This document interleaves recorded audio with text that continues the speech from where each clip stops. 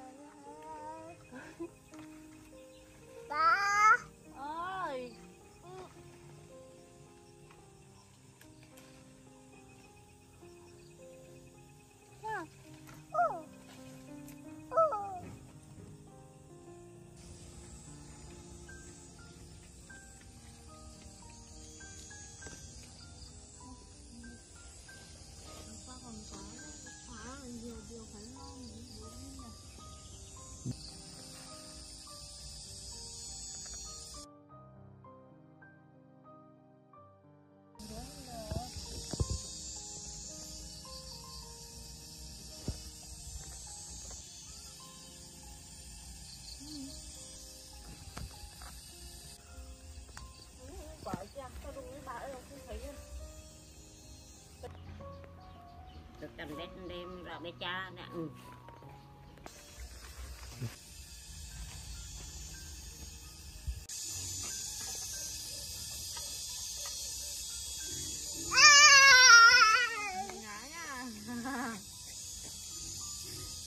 Đó là ăn chỉ của Linh hết nhờ.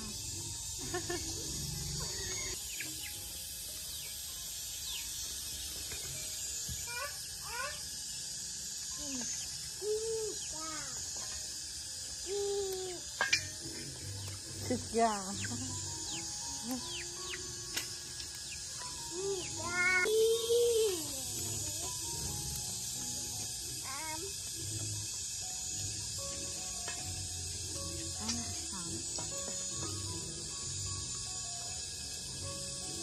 Có mình bằng bài đó.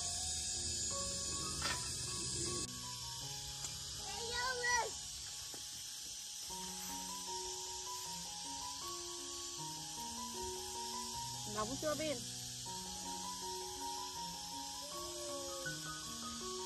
Mệt mỏi chưa Bin?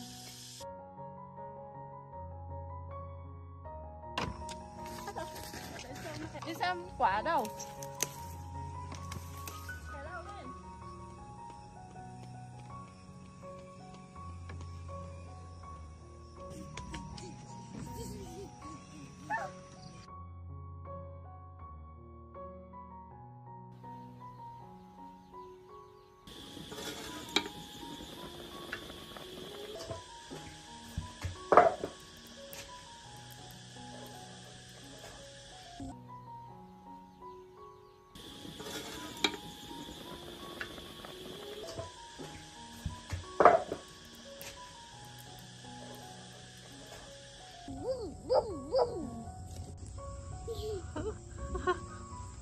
Hello. Anh trai ngặt ngô.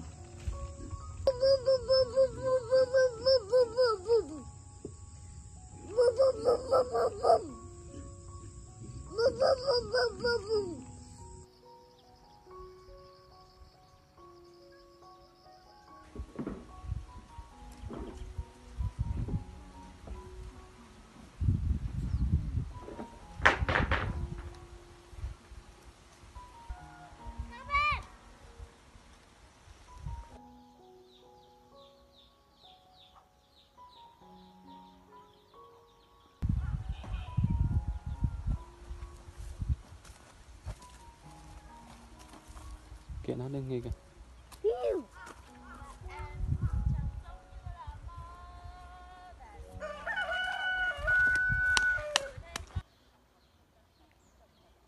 Được chưa?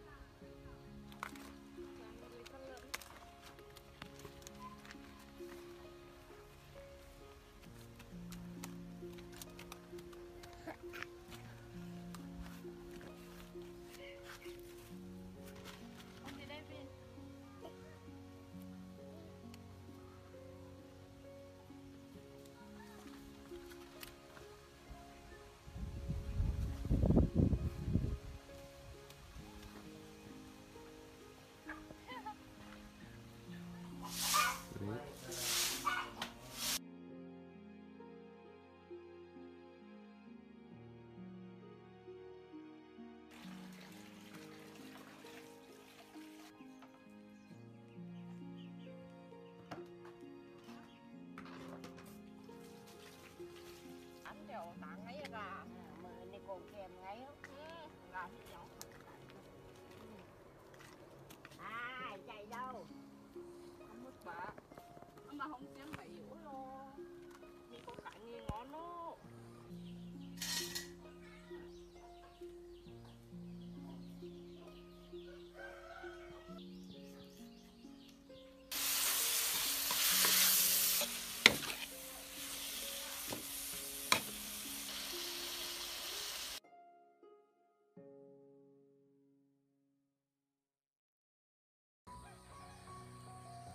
Con này chứ phải được cầm bếp đem ra bếp cha nè. Ừ. mi cân bếp đấy Bếp đại chứ. Hầu có. này thôi này cái kia bẩn này con nhìn cái này mua lấy cái này đi không Bố làm gì đấy? Cười đi, cười he he đi. ô cái thằng này là chỉ cho nhá Bà để ngọt cái đít đi nha. Để ngọt cái đít. Quay lại đây, nhìn bố đâu? Nhìn bố đâu? Bố đâu? Bố đi đâu rồi?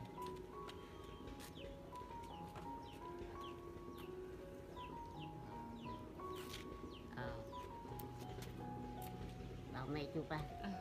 Cái của mẹ à?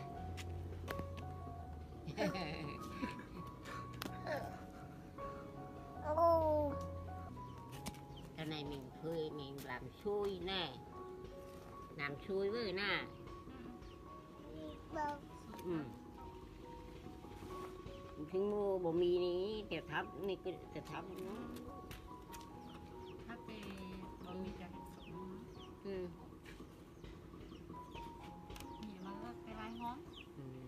Dạ cái tóc phải bằng bọn mình nó mùi lại lắm dạ bà này thí dụ bà mi việc lắm này hết đây hết mặt cái đó chỗ này chuyện cái đây hết cái khủng đen người này với khủng bầu đức này hết đen. Gà nhiều thế. Ui hộp phan này là ui dồi, toàn đuổi có nhỉ. Có ong là nhảy không kịp bố.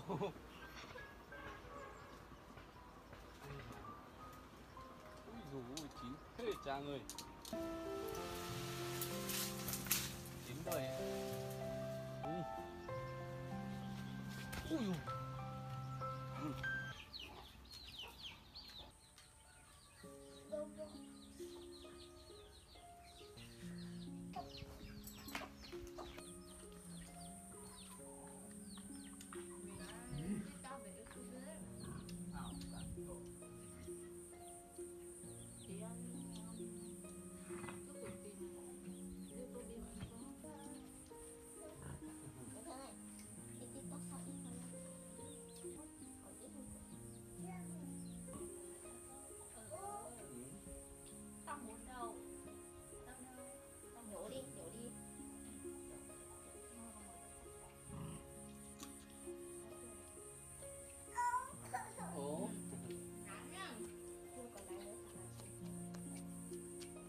À dạ. Đây nào.